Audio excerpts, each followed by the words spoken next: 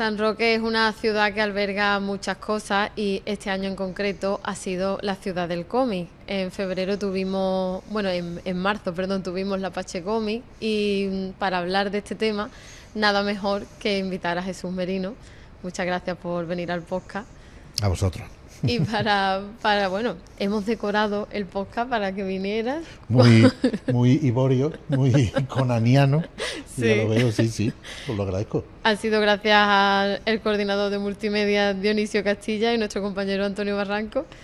Y bueno, aparte de Conan tenemos a Flash, tenemos la espada, que es espectacular. Sí, y auténtica. Y auténtica. Sí. Pesa bien. Y el mazo de Harley Quinn.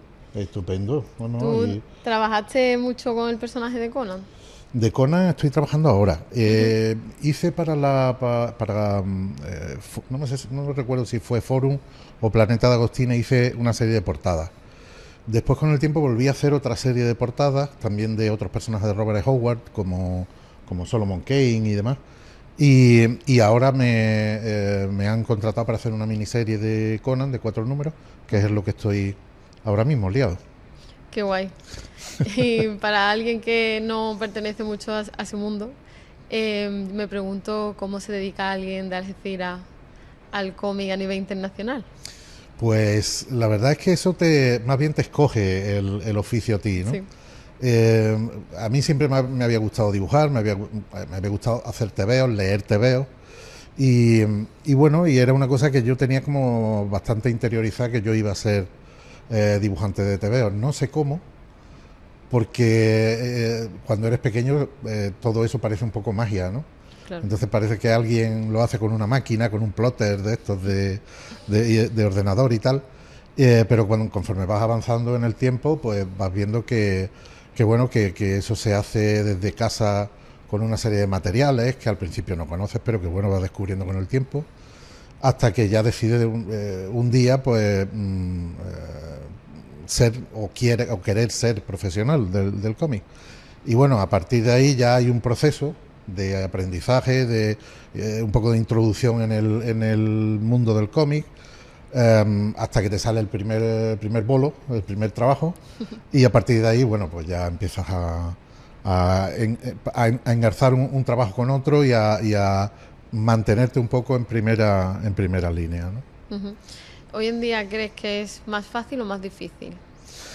Bueno, comparado con nuestra época, la de Carlos y mía, cuando empezamos, en aquel entonces no solamente dibujar tebeos, sino dibujar tebeos de superhéroes.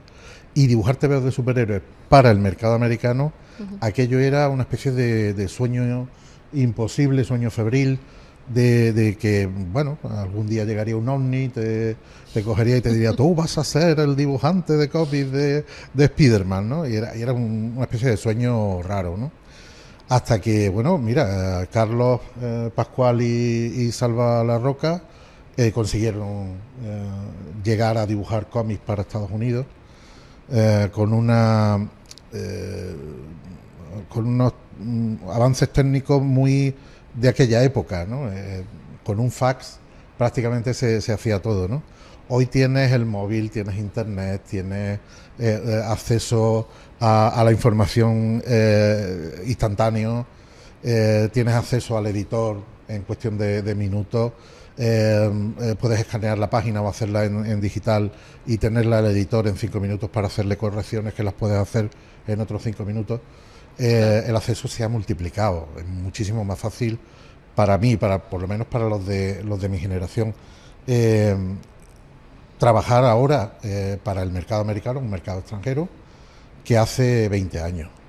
Hace 20 años era mi hijo, algunas veces se lo cuento y parece que es que le estoy contando que vivía en la edad de piedra, ¿no? Era una cosa muy básica pero trabajar a base de enviar paquetes, esperar 2 semanas y otras 2 semanas que te llamaran y te dijeran, mira, hemos recibido el paquete, hay que hacerle algunas correcciones. Bueno, pues hacerlas vosotros ahí en producción, yo no me volváis a mandar el paquete de vuelta. Todo ese tipo de cosas, ¿no? Así que sí, se tiene mucho más acceso. No es que sea más fácil trabajar para un editor o para una editorial, pero sí el acceso es mucho más fácil, más directo. Claro, y en ese sentido, ¿cómo afecta el dibujo digital? Bueno, el dibujo digital, a ver, dibujar hay que dibujar, sea sobre ordenador, sea sobre papel. Lo que pasa es que el ordenador siempre te da una serie de facilidades de correcciones, bueno, pues si esto no me gusta, lo cambio. O puedes trabajar con programas 3D, o puedes trabajar con programas 2D, o puedes hacerte una serie de herramientas para el trabajo muy versátiles que no tienes en el... bueno, que no tienes, sí tienes. El ordenador siempre o casi siempre imita al trabajo sobre papel. Ujú. Entonces, cuando tú estás trabajando en un ordenador es como si estuvieras trabajando en papel. Vas a trabajar lo mismo. Hay muchas herramientas que te ayudan, como ya digo, como el 3D o bueno, el tratamiento de imagen, pero básicamente el trabajo viene a ser el mismo. Ahora con la IA parece que ya empezamos a ver trampas y a ver cómo lo que debería hacer un dibujante lo hace una máquina, ¿no? Claro. Entonces, por ahí Eso parece que es. van discurriendo los tiros. ¿Y crees que ayuda o que más bien entorpece el trabajo la inteligencia artificial? Hombre, ayuda a quien está de parte de la inteligencia artificial.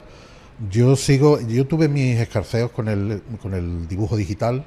Ujú. Vi que aquello no era lo mío y yo prefería trabajar sobre papel, con lápiz, con tinta, con todos los objetos o herramientas que me pueda facilitar el trabajo en blanco y negro.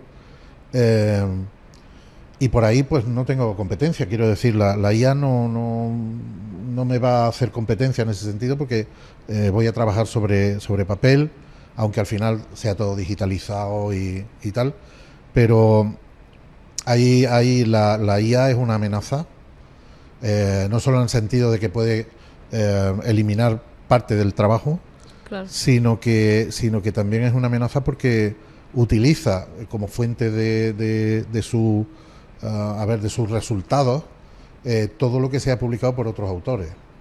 Entonces es una sensación muy falsa de que tú estás haciendo algo simplemente porque en un prompter Ujú. le estás escribiendo lo que tú quieres hacer. Y eso es, Claro. o sea, yo creo que hay un tipo de arte que puede ser considerado arte o se quiere considerar eh, hecho a base de ese tipo de artificio. Lo que pasa es que en el cómic, bueno, es una es un problema largo de considerar, pero bueno, parece que la idea es que la IA sea algo al margen de la creación del cómic, ¿no? O se pretende. Ajá. Igual que con el cine, ¿no? Que se pretende que no intervenga tanto Exactamente. en la Entonces, producción. era como cuando en los años 70 te ponían en el disco, este disco se ha hecho sin sintetizador o sin ordenador, ¿no? Pues algo así, ¿no? La injerencia de la inteligencia artificial puede ser o muy buena, como todos los adelantos técnicos, puede ser o muy buena o puede ser nefasta. Depende del uso que se le dé, por supuesto. Yo en mi caso, pues procuro no tocarla ni con un palo. Muy bien. Tenemos aquí un cómic que yo no sabía que existía, Ajá. que es Iberia Inc., Sí. que es como Los Vengadores, pero en España, ¿no? Pero españoles, sí. Y en los créditos apareces tú como entintador de algunas páginas. Sí, sí, y ahí entinté unas cuantas páginas, simplemente porque Rafa Fonterís, el dibujante, pues no sé si es que le pillaba mal de tiempo, no recuerdo porque de esto hace ya casi 25 años o 30, ya no me acuerdo. Pero bueno, recuerdo que me hizo mucha ilusión por poder trabajar en era el buque insignia del universo que habían creado Carlos Pacheco y Rafa Marín. Ujú. Y, y yo había hecho otra miniserie que se llamaba Tríada Vértice, pero este era el buque insignia, este era el pabellón de este universo. Y me hizo mucha ilusión entintar y dibujar alguna página también para esto, sí. ¿Cómo es el proceso de entintado? Pues el proceso es muy simple.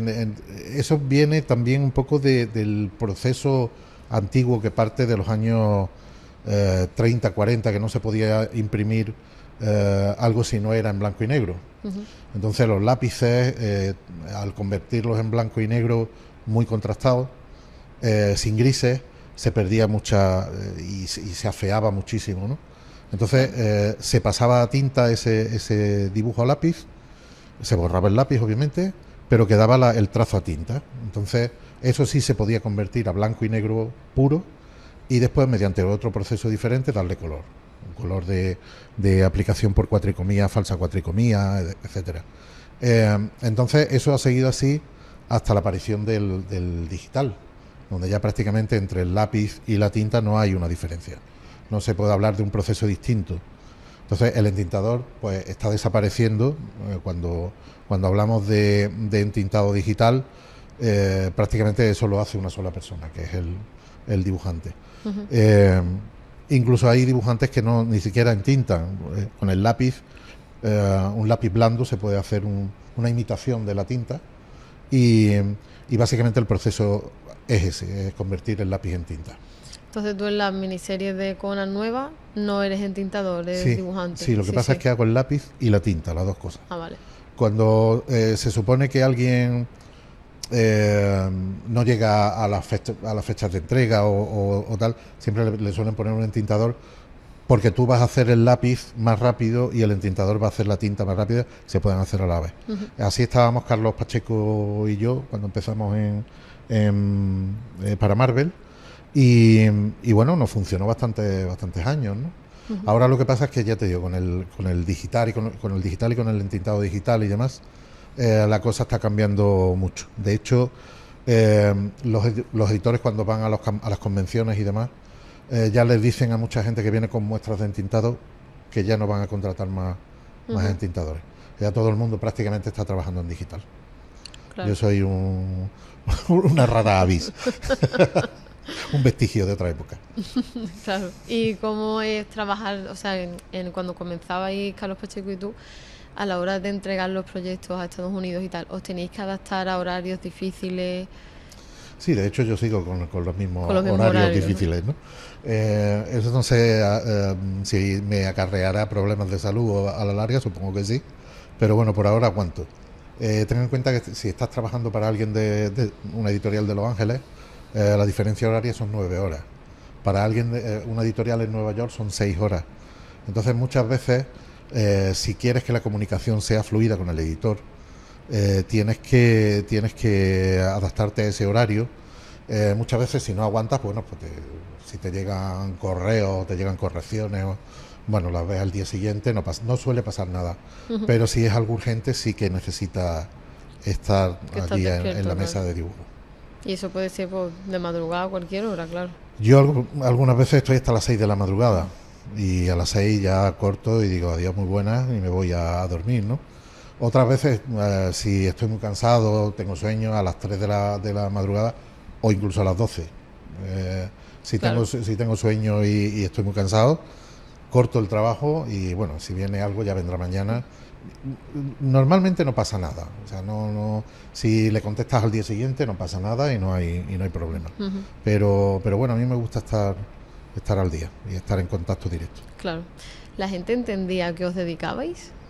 No. La gente todavía hay, bueno, ahora con las películas y demás, parece que el tema del cómic la gente lo está entendiendo un poco mejor, ¿no? Ujú. Pero todavía el otro día estuve en un instituto dándole unas charlas allí a los chavales y bueno, aparte de los que les gusta, pregunté, ¿quién de vosotros lee cómics o les gustan los cómics? Y lo levantaron pocos, pero muchos más de los que yo pensaba Te voy a que decir. en otro tiempo hubieran levantado uno o dos que eran los frikis de la clase, ¿no? Pero vaya, había bastante y bueno, pero a los otros no les interesaba. O sea, habían visto las películas de superhéroes, habían visto algunos dibujos animados, habían jugado algún juego con superhéroes y tal, pero no eran aficionados al tema. Entonces tú les hablabas de cómo se hacía un TVO y para ellos era claro. ¿sabes? Una magia, ¿no? Magia o les importaba un rábano, pero ¿qué quiere decir? Que no tenían ni idea mientras que los chavales que sí leían TVO sí se habían interesado y más o menos, entonces lo que me preguntaban eran cosas mucho más relacionadas con el tema. Había los otros que no leían cómics o que no les interesaban, me preguntaban cuánto cobraba, cuánto, cuántas horas se tardaba en trabajar. Tenían la falsa idea de que trabajar haciendo cómics era casi no trabajar, ¿no? Claro. Y cobrar por hacer 4 rayas allí y luego irte de copas con los amigos, ¿no? Pero bueno, ya por lo pronto hay mucha más gente que se interesa por el...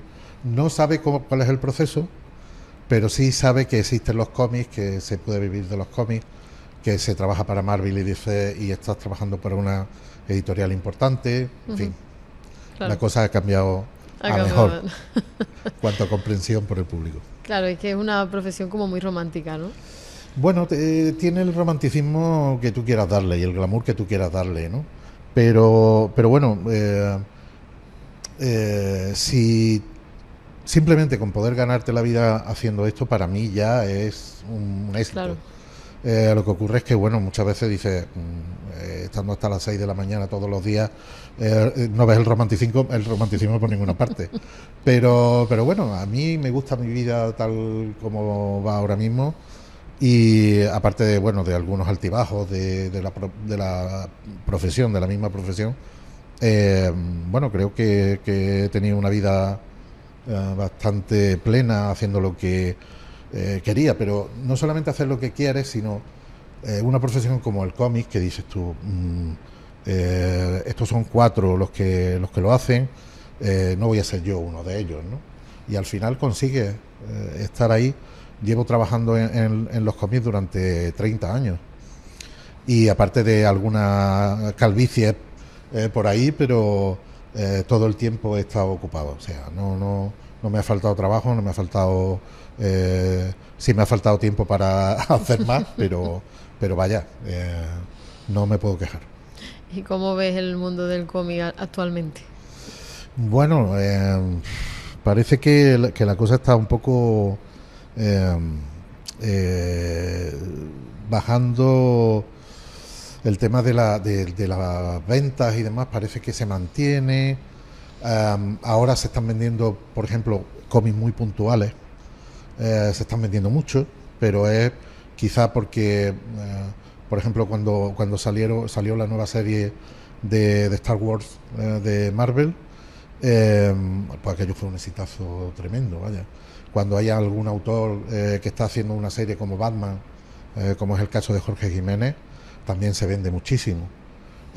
Bueno, el resto se mantiene, pero no hay una explosión de lectores de cómics o de interés por el mundo del cómic. Creo que esa explosión y ese interés ha sido robado por cosas como el cine, la televisión, claro, los videojuegos. Entonces, dice, toda la gente que le interesa el mundo del cómic es mucho más fácil acceder a ver una película de los Vengadores que a leerte 12 o 15 TVOs para saber de qué va el tema, ¿no? De qué va la historia que estás leyendo, ¿no? Comprendo que ver una película es mucho más fácil que leer un TVO o leer un libro. O ver televisión es mucho más fácil, más digerible que ver o leerte un cómic. Pero bueno, los cómics han sido siempre los generadores de las ideas que después se utilizan en cine y televisión. O sea, algo claro, bueno tendrá el cómic, vaya. Entonces, ¿crees que hay películas que no hacen honor al cómic? Hay muchas que no hacen honor al cómic. De hecho, hay muchas que más les valdría haberse quedado en casita y no haber salido porque para lo que contaban y lo que hacían no. Yo entiendo que los que lo hacen con mucha ilusión, igual que cuando un TVO fracasa, ¿no? Que tú lo haces con toda la ilusión del mundo. Y como decía un actor, Josh Brolin, decía que él no había hecho nunca una película sin ganas. O sea, en todas las películas que había hecho había puesto el 200% de su ganas en hacerla. y que después consideraba que no era justo que viniera alguien y dijera que esa película es mala y que recomendaba no verla, ¿no? Pasa lo mismo con cualquier faceta del arte, ¿no? O sea, tú pones todo tu empeño. Yo ahora haciendo Conan, aparte de que estoy disfrutando muchísimo, le estoy poniendo todo el empeño que puedo porque es un personaje que me gusta y que tenía muchas ganas de trabajar con él, ¿no? Pues imagínate que después de estar 7 u 8 meses trabajando al pie del cañón todos los días, viene alguien y dice: el TVO no es muy bueno, el TVO se puede dejar de leer y no pasa nada y tal. Y dices tú, bueno, tío, el esfuerzo, ¿dónde se queda? Se Claro, volatiliza en el aire. claro. Así que ¿Y pasa? ¿Te ha pasado que haya habido sí, bueno, alguien? algunas veces. A todos nos ha pasado. Siempre hay ahí alguien algún crítico que te dice, pues, de toda la producción de tal autor, esto es lo peor. Y entonces el Claro, desánimo, lo que hay que saber es superar ese tipo de comentarios, ¿no? ujú, Más ahora que las redes están en todas partes y todo el mundo opina en la puerta de tu casa. Pues obviamente tienes que empezar a separar el heno de la paja y ver que bueno, que hay opiniones que sí merece la pena escucharlas o leerlas, y otras que bueno, que dices, bueno, más bien es tu opinión y no quiero tampoco que me claro. afecte de ninguna manera. ¿Y crees que hay algún personaje de cómics que todavía no se haya llevado a la gran pantalla y que mereciera la pena? Ahí, bueno, se han llevado a la pantalla, yo creo que casi todos, ¿no? A la pequeña o a la gran pantalla. Pero ahí sí, a mí hay un personaje que me gusta muchísimo, de Marvel, que se llama Khazar, que es una especie de Tarzán en Ujú. un mundo prehistórico con dinosaurios y tal. Y para mí de pequeño era una maravilla. Sigue siendo para mí un personaje que me parece maravilloso, ¿no? Porque es Tarzán, pero sin el aspecto colonialista de Tarzán, ¿no? Y entonces siempre me ha gustado y nunca se ha hecho nada con ese personaje.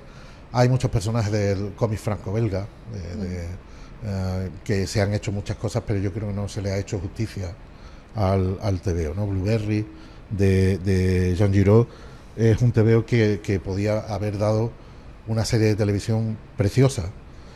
Sin embargo, se optó por hacer películas que bueno, que han pasado Y sin pena ni no, gloria no ha por tenido las tanto salas de éxito. cine.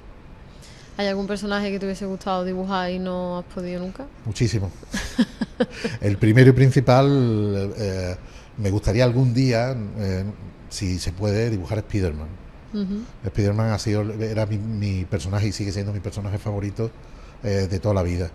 Pero después hay personajes de Marvel, como Pantera Negra, que se hizo un par de películas hace poco. Vengadores también me gustaría, pero con la formación que yo escoja, ¿eh? A mí me dejáis escoger los personajes. Y bueno, y de DC también me gustaría hacer algún tiempo Batman. Lo que pasa es que esos son personajes que dices tú, me gustaría hacer, claro, y a otros 200 dibujantes también, También, que claro. están por delante de ti, ¿no? Pero bueno, siempre hay la ilusión de que algún día lo Claro, podré claro. hacer. Hace un tiempo tuvimos aquí a Alex Pacheco en el podcast y le pregunté qué cómic recomendaría él para alguien que se quiere iniciar en la lectura, ¿no? Y me dijo que el primero de Daredevil. ¿Cuál dirías tú? Yo le diría de Daredevil, por ejemplo, la etapa de Frank Miller, Ujú, que es una etapa. Cuando llega un dibujante a un personaje, normalmente suele no dejar de lado, pero obviar un poco lo que se ha hecho hasta entonces. ujú. Y entonces hace su personaje como él quiere. Entonces hay colecciones o personajes que lo han tomado autores que los puedes leer, y yo como iniciación me parece buenísimo.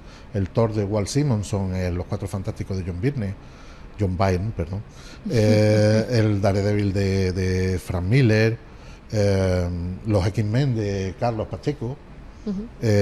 Hay muchos TVs con los que iniciarse. Otros que son ya para, tú sabes, lectores muy quisquillosos, hay otros tebeos, pero para iniciarse yo creo que cualquiera de esos está muy bien. ¿Y cuál sería más quisquilloso? Para los más quisquillosos, hombre, están los clásicos, ¿no?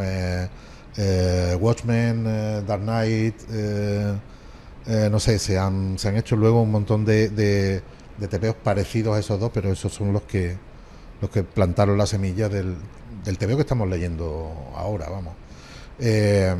No sé, el Arrow Myth de Carlos, por ejemplo, y Kurt Busiek tiene algo que no es de superhéroes, pero sí que es un tebeo que le puede decir a la gente más quisquillosa, mira, esto es un buen tebeo, te lo puedes leer, claro, y vas a disfrutar.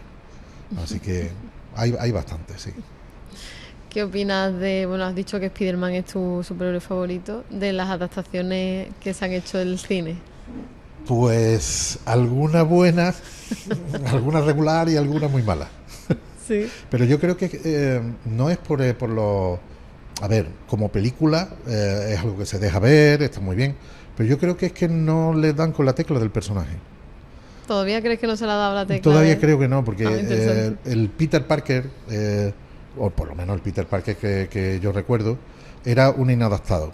Uh-huh. Era alguien que no era ni estúpido, ni torpe, ni nada de eso. Era un inadaptado que simplemente, como los dibujantes de tebeos cuando van al instituto y leen tebeos, entonces son unos inadaptados, están apartados de... Pues eso era Peter Parker, ¿no? Era el reflejo del dibujante de tebeos, ¿no? Y en todas las películas lo ponen como un personaje torpe, un personaje medio estúpido. El Peter Parker, que yo recuerdo, era un genio, que inventa la telaraña de Spider-Man, y además recibe una lección de humildad cuando muere su tío y, claro, él no atrapa al ladrón, y de ahí viene la frase, todo poder lleva una gran responsabilidad, ¿no? Que aplica, no sé si es de él, no sé si la frase es suya o es de Maquiavelo, pero la aplican al cómic, ¿no?